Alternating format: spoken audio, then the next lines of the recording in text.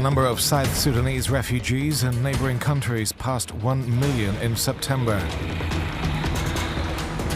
Almost 250,000 new South Sudanese refugees have fled since fresh violence erupted in July. Uganda hosts most South Sudanese refugees. Over a third of them have arrived since July.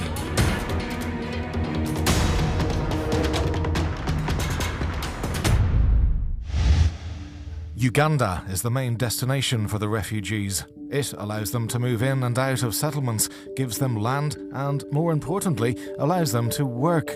Its approach makes Uganda one of the most innovative countries for refugee crisis management.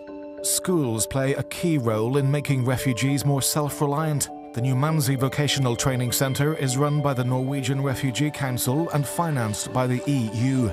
200 are here working hard for a fresh start.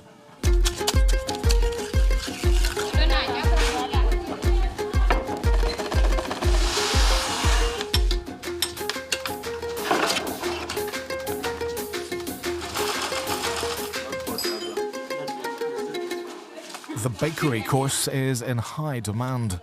We start by rubbing the fat into the flour, the blue band. The bakery training takes 6 months. Every week we have 5 days training. The first group, which consisted of 31 people, I could say 50% have already found jobs and others are in the process. Bakery trainee Yarkon brought her 4 children and 4 of her relatives' children from South Sudan to Uganda, a situation that is not uncommon.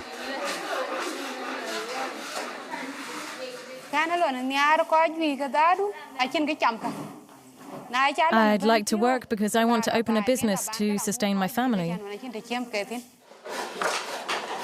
The courses were offered after research was carried out aimed at understanding the needs of both refugees and their host community. They are in big demand. We are working on this, how refugees can link up with the markets in the surrounding. We have established relationship between the graduates and the existing financial institutions in this area. It can be microfinance institutions, saving and credit, and the banks. Graduates are given startup cash, tools, and they benefit from a 6-month follow-up. Daruka opened her bakery with 4 other trainees. Today they trade inside the settlement and at the local market.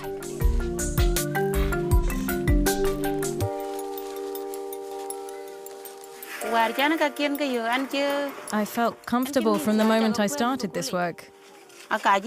All my kids have clothes and shoes, and if they need to buy something at school, I can pay. Things have changed compared to the moment I came from South Sudan.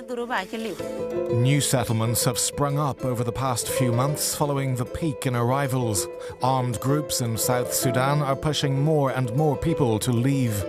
We visited the collection centre at one of Uganda's main entry points, Elegu. Refugees reported killings, lootings and forced recruitment of youths into armed groups in South Sudan. Currently, we receive between 100 and 180. But previously, in around 17th, 18th July, at the peak of the influx, we were receiving between 4,000 and, between 3,000 to 4,000 refugees per day.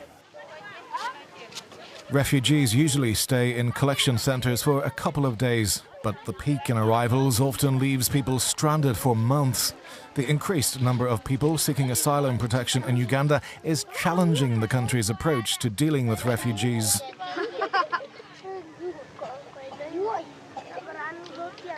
If the situation continues like that and we have new arrivals, the system will have to be adapted because as it is now, it won't fit.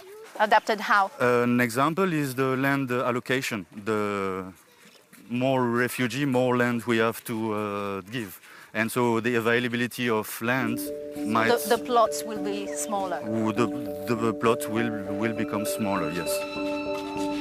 There are around 300 business, technical and vocational institutions in Uganda. The country's unique laws and regulations are key for effective integration into local communities.